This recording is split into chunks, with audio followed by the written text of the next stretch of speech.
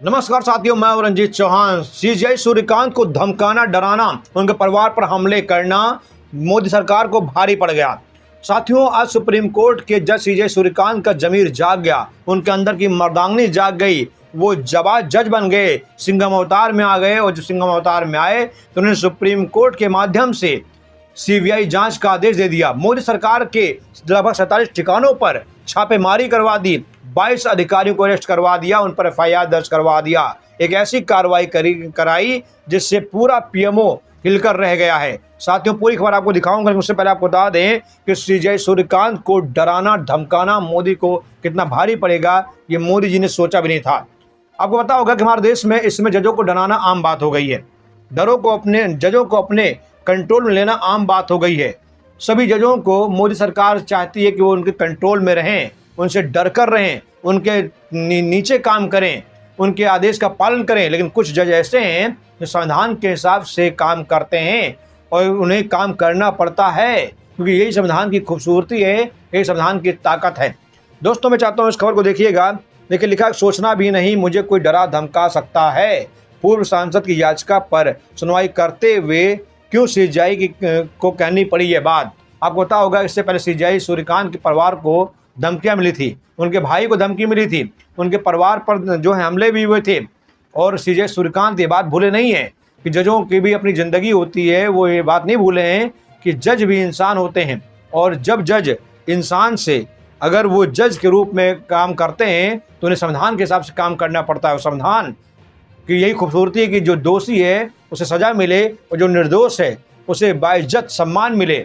और आपको बता दें, इसमें जो सरकार है वो क्या काम कर रही है, कितना उसके अंदर आग भरी पड़ी है। आपको बता दें, देखिए लिखा हुआ है कि सीजेआई सूर्यकांत की टिप्पणी को पूर्व जजों और वकीलों को ओपन लेटर पर प्रतिक्रिया के तौर पर देखा जा रहा है, जिसमें रोहिंग्या पर उनके बयान को लेकर आपत्ति जताई गई है।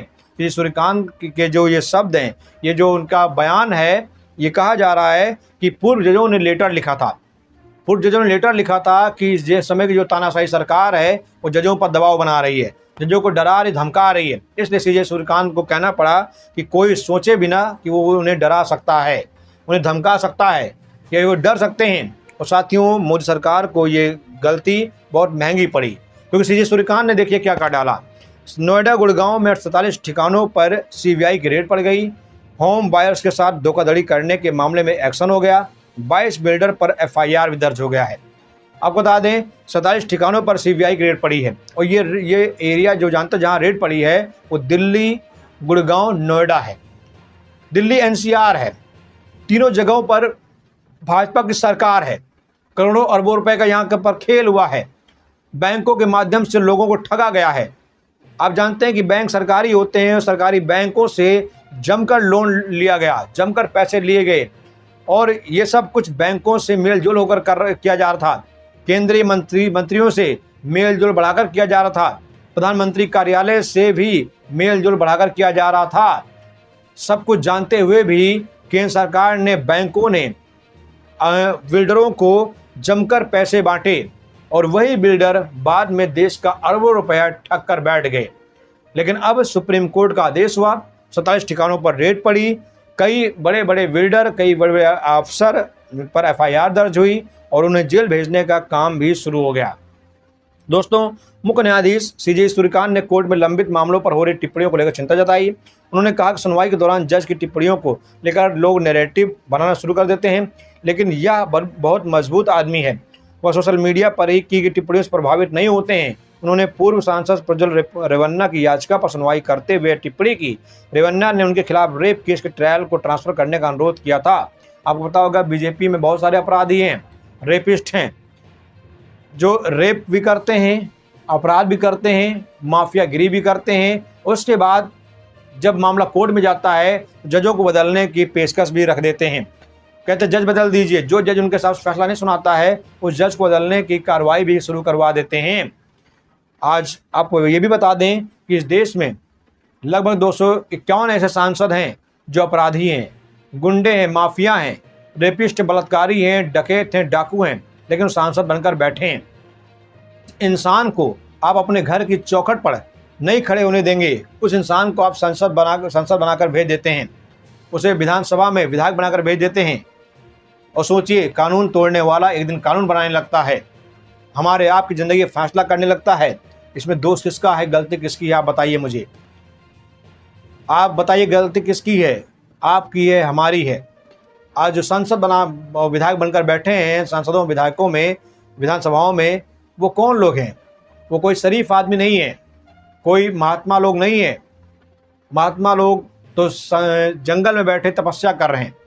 महात्माओं को राजनीति से कोई मतलब नहीं है।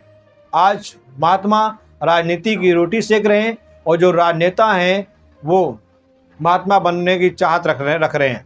आपको पता होगा कि हमारे देश में बहुत से ऐसे संत हैं जो आज कुर्सी संभाल रहे हैं, सत्ता संभाल रहे हैं, और आज राज कौन कर रहा है इस देश में? या तो बाबा राज कर रहे हैं या तो नेता राज कर रहे हैं। यही दोनों लोग हैं जो देश में राज कर रहे हैं, एक तरफ बाबा और दूसरी तरफ नेता। बल्कि आम जनता तो सिर्फ चूतिया बनकर घूम रही है। हमारे देश में वैज्ञानिक कम पैदा हो रहे हैं, बाबा ज़्यादा पैदा हो रहे हैं। आज बड़े बड़े अपराधी नेता बन रहे हैं, संसद विधायक बन रहे हैं। वो कानून तोड़कर कानून बनाने के लिए वो रजिस्टर्ड हो जाते हैं। क्यों? क्योंकि जनता की गलती है। जनता नेताओं पर भरोसा करती है और बाबाओं पर भरोसा करती है। नेता और बाबा अगर कुछ बोलते हैं तो जनता ध्यान लगाकर सुनती है, उनके चरण स्पर्श करती है, उन्हें प्रणाम भी करती है, भले ही उनकी ज़िंदगी को नेता और बाबा नरक बना रहे हों। साथियों, सुप्रीम कोर्ट की एक ऐसी संस्था है जो देश को बचा सकती है। सुप्रीम कोर्ट की बचा सकती है, बल्कि आज सारी संस्थाएं आज बिकाऊ हो गई हैं, बिक गई हैं। ईडी सीबीआई हो गई, सब बिकाऊ हो चुकी हैं, सब पर मोदी सरकार का कब्जा हो चुका है।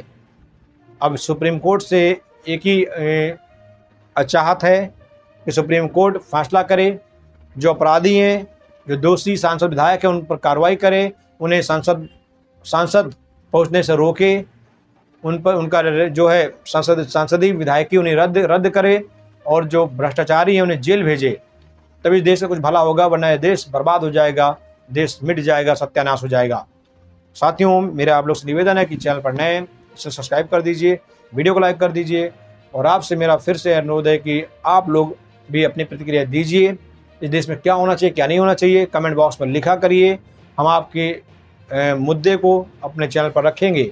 आपके जो मुद्दे हैं उनको हम यहाँ पर रखेंगे, आपसे बात भी करेंगे, आपसे लाइव आकर आपसे बातचीत करेंगे, आपके व्यथा को सुनेंगे, आपके प्रश्नों का जवाब भी देंगे, और उसके बाद आप ही तय करेंगे इस देश में क्या होना चाहिए, क्या नहीं होना चाहिए।